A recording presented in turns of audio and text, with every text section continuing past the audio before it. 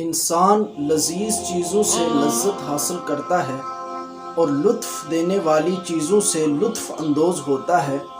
لیکن یہ تمام لذتیں عارضی اور فانی ہیں۔ بسا اوقات یہ لذتیں انسان کے لیے پشیمانی اور شرمندگی کا باعث بن جاتی ہیں۔ حقیقی لذت عبادت الہی کی لذت ہے۔ حقیقی لذت روحانی قلبی اور ایمان کی لذت ہے۔ یہ وہ لذت ہے جو انسان کو سعادت کے اعلیٰ ترین مرتبے پر فائز کر دیتی ہے۔ میرے آقا کریم صلی اللہ تعالی علیہ وآلہ وسلم نے ارشاد فرمایا، ثلاث من کن فیہ وجد بہن حلاوت الایمان، کہ یہ تین چیزیں جس کے اندر پائی جائیں وہ ایمان کے ذائقے کو محسوس کرتا ہے، اس کی لذت اور اس کی مٹھاس کو محسوس کرتا ہے۔ پہلی چیز میرے آقا نے فرمائی، من کان اللہ ورسولہ احب الیہ مما سواہما، جو ہر چیز سے بڑھ کر اللہ اور اللہ کے رسول سے محبت کرتا ہے۔ دوسری فرمائی، وَأَن يُحِبَّ الْمَرْءَ لَا يُحِبُّهُ إِلَّا لِلَّهِ، کہ وہ اگر کسی شخص سے محبت کرتا ہے تو اللہ کی رضا کی خاطر محبت کرتا ہے۔ اور تیسری میرے آقا نے فرمائی، وَأَن يَكْرَهَ أَن يَعُودَ فِي الْكُفْرِ بَعْدَ أَن قَذَهُ اللَّهُ تَعَالَى مِنْهُ، کہ وہ برا جانتا ہے ایمان کے بعد کفر میں لوٹنا جس سے اللہ تعالیٰ نے اسے بچا لیا ہے، اسی طرح برا جانتا ہے جس طرح وہ آگ میں جانا برا جانتا ہے۔ تو میرے آقا نے فرمایا کہ ایمان کی لذت ہے، ایمان کی مٹھاس ہے،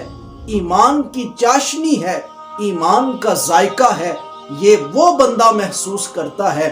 جو ان تین چیزوں میں سے کسی ایک چیز کا حامل ہو جاتا ہے۔ اور دوسری روایت میں میرے آقا کریم صلی اللہ تعالی علیہ وآلہ وسلم نے ارشاد فرمایا، ذاک طعم الایمان من رضی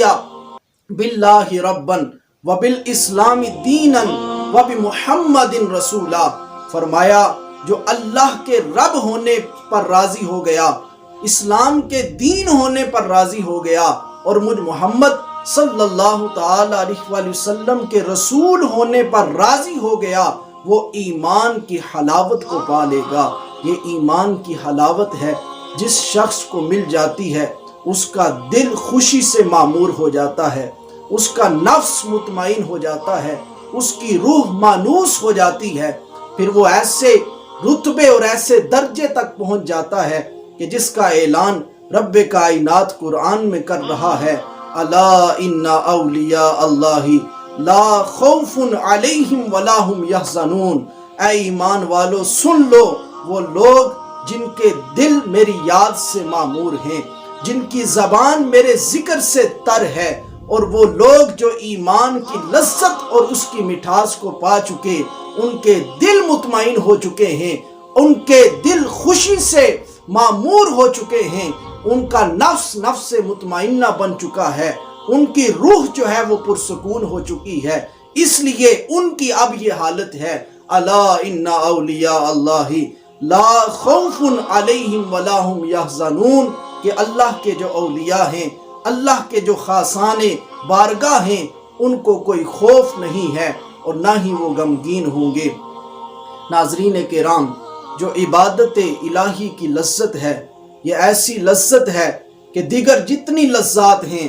دیگر جتنے ذائقے ہیں، وہ ایک مرتبہ محسوس ہوتے ہیں اور پھر زائل ہو جاتے ہیں، لیکن جو عبادت الہی کی لذت ہے یہ 3 بار محسوس ہوتی ہے۔ ایک اس وقت جب بندہ عبادت کر رہا ہوتا ہے وہ اس لذت سے سرشار رہتا ہے۔ دوسری لذت اس وقت محسوس ہوتی ہے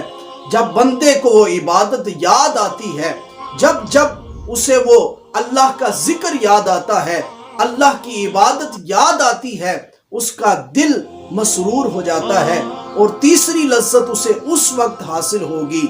جب رب کائنات کی بارگاہ سے اس عبادت پر اسے اجر عطا کیا جائے گا۔ جیسے میرے آقا نے فرمایا کہ روزہ دار کے لیے 2 خوشیاں ہیں، ایک خوشی اسے اس وقت حاصل ہوتی ہے جب وہ روزہ افطار کرتا ہے، اور ایک خوشی اسے اس وقت حاصل ہوگی جب وہ اپنے رب کے دیدار سے مشرف ہوگا۔ رمضان المبارک کے اندر جو لذتیں ہیں، رمضان المبارک کے اندر جو مٹھاس ہے، رمضان المبارک کے اندر جو چاشنی ہے، اس کا کوئی مد مقابل نہیں ہے۔ یہ دلوں کو سرشار کر دیتا ہے اور روح رب عز و جل کی عبادت سے سرشار ہو کر رقص کرنے لگتی ہے۔ رمضان المبارک کی عظمتیں اور اس کی برکتیں اور اس کی رفعتیں اور اس کی شانیں اور اس کے اندر جو رب عز و جل کی نعمتیں ہیں، ان سے انسان مسرور ہو جاتا ہے۔ رب کائنات کی مناجات کا یہ مہینہ ہے، تدبر قرآن کا یہ مہینہ ہے، قیام و سیام کی روحانی فضا کا یہ مہینہ ہے۔ یہ مہینہ انسان کو سارا سال زندگی کے لیے کی گئی دوڑ دھوپ کی وجہ سے جو انسان کے اندر سے طاقت ختم ہو جاتی ہے، وہ انسان کو دوبارہ لوٹا دیتا ہے اور انسان کے نفس کی تمام علائشوں کو اور بیماریوں کو اور برائیوں کو پاک اور صاف کر دیتا ہے۔ میرے آقا کریم صلی اللہ تعالی علیہ وآلہ وسلم نے جب صوم وصال رکھنا شروع کر دیے کہ ایک روزے کو دوسرے روزے سے